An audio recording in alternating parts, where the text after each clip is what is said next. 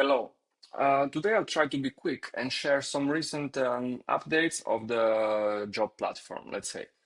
Um, since last time, what you can see is that we already had this dashboard page where we have three main categories for the platform, and then here some social media links. As you can see, I started posting on X. I will be by the end of the month start again on YouTube, LinkedIn, of course, every day, and Substack newsletter every week. I also opened up my Instagram just for random non-work related stuff. And as you can see here, this page where we compare countries based on data that over 900 people have contributed.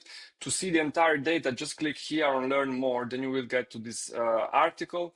And then you will get to this Google Sheet in the end. And here you see all the entries. So that's just some context. And here is the statistics. As you can see for each entry here by city, here by country, you can see the number of submissions. So basically the number of rows in that document. If you can contribute, please click here, contribute. It's quite quick and it helps a lot. I also added some new metrics here, actually, by the way, let me mention this. For example, happiness factor, tax infra factor, like you pay taxes, are you happy with what you get for it? And some other stuff. City, I made it mandatory. This should make this data a bit better because right now it's mostly about financial data, but it should, in theory, be a bit more comprehensive. And here you see how many jobs there are for each country and for each city from one of the page here. So basically here you can see this is the jobs component. If you go to the home and you click jobs, you get here. Component is big tech and fully remote. When you go here in finance and click some of these links. This is just the jobs here, as you can see here, big tech country Poland. So it's not a full remote, just this here. But so basically, yeah, the jobs you see here are actually lower than what you have in total. Anyway, this I will not go too much deeper, maybe because I've shown it in the past, but just some updates. The description here, I've added it in basically almost all the jobs by now, both here and in this page for the fully remote jobs, which means that you can search now for skills, kind of like everywhere. You can say backend Java and have all the jobs that match this description. And as you can see, you have quite a few. And you have this both here and there. Plus, I cleaned up a little bit the cities here because there were some wrong fields. There's still some small city, but yeah, there are jobs there, so I'm gonna leave them. And yes, this is some changes here. Other changes I did is the guides, which were previously, if you go here on guides and you're not logged in, you will get redirected to Beehive, which is the product I use for managing subscriptions, emails, and also hosting guides. But I also put the guides here so you can check everything without leaving the sites, basically.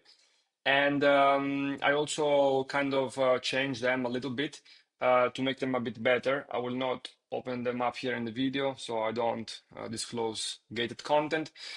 So actually, I'm gonna use this time to explain also what are some coming soon changes. Right now, the job board, in my opinion, is already quite functional. Let me know if there is something that you want to see. Of course, a lot of things can be improved, like seniority characterization, location classification, stuff like that. I will experiment with like some AI to improve these things. But all in all, it already serves kind of what it should do, more or less. And when I work in my coaching program, by the way, I added a page where I describe the coaching program as well. You can go here and learn more. When I work, and you can apply here basically with this form. When when I teach people in my coaching program, they all use this job board and it's useful to them. But most of the stuff that they actually use is this stuff, the guides, kind of. But what I'm seeing from customers of this product right now, of Eurotop Tech, is that people don't use these guides as they should. They mostly see it as a job board, but this is a mistake because In the end, yes, accessing the top paying jobs is very useful, and having a good database of such jobs also helps you make better research in terms of strategic planning. But if you only hope that you're gonna go here, put your seniority, your tech stacks, and then apply and then get the job, this is not how it's gonna work. This is not gonna work. You are not the right customer. Is this is what you plan to do? Um, but you should really read these guides. There are not so many, but at least you know, like the one on CV, you should really read it and apply everything in it. Like if you go through this product and then your CV is more than one page, it means you didn't read this guide, or you didn't apply even the basic stuff, and then this is not great. And also this was called the SPA analysis framework. This you should also really read and apply. Everyone in the coaching program uses it, and this is quite important.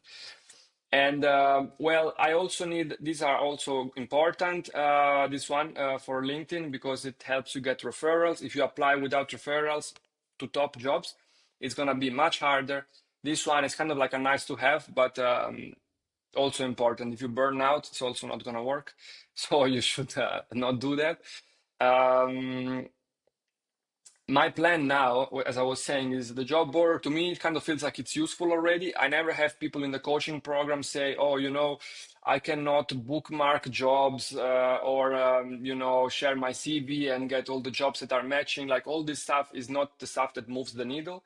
All the issues, all the roadblockers that people in my coaching programs get are on like fine tuning their CV, kind of like bringing it to maybe they read this guide here, then they improve it, but it's not great. And then we need to iterate on that. Or, for example, they do this work here in the SPA analysis. They create some documents. They start to think, okay, maybe I should target data engineering jobs in these locations, blah, blah, blah. And then we need to iterate on that to see if the strategy is solid or not. And then also the stuff for networking. Maybe they write the messages to some people that they have added. They get no reply, then they get no referral and stuff like that. They don't leverage other platforms that can be used for referrals like Blind. And so these are the things that actually we work on the most, not really like the jobs. The job is kind of like just one of the part, you go here, you find the jobs, you put them in a Google Sheet, I recommend, and then you use these jobs that you save that are interesting for you for the SPA analysis, which is what you do here. And then from there, you start actually planning. So I think what's coming next in particular is a second guide on the CV to kind of specify even more clearly what you really need to do based on this one, and also give some examples. I will try to anonymize some CVs from the coaching program, and so I can show like before and after, and you can see with your eyes like what is good, what is bad. And then I think this is what is going to also help you improve, because also in the guys in the coaching program, usually they iterate, then I show them, look, this is a good CV from someone that joined the coaching program early. Then they see it, they really understand, and then their next iterations are better. So that's why I think I need to do something like that. And also a part two of this SPA analysis, like maybe provide some templates, I mentioned like create a Google Sheet, add the jobs, do this, but I will do something a bit more easy to follow, kind of like an algorithm that you can just plug and play. So it's gonna be easier. And as well, I will add the part about interview prep. That's also important. I mean, for big tech jobs, you can kind of find it online already. Like you should be able to do it yourself, but I will still kind of provide say basically what I say in the coaching program. I recommend using NeetCode usually nowadays for algorithm and data structures and system design. Then you also need to understand how to prepare for roles that are not big tech, like the remote. They all have their own interviews. You can check some of my YouTube videos. I go in a bit more specific on that. So this is what's coming next, and this is what kind of is here already. I also added this blog component.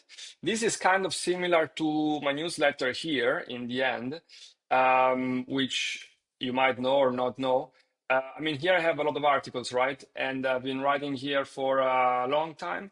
And I'm now porting some articles from there to here. So you also, if you want, you can access them here. Maybe, I don't know, you want to read my articles on Switzerland. And then here you get some articles on Switzerland, or maybe you're curious about Poland, or maybe, I don't know, you're curious about remote. And then you get some stuff here. You can research by tags like career planning, career strategy, city guides, Europe versus US, stuff like that, salaries. Yes.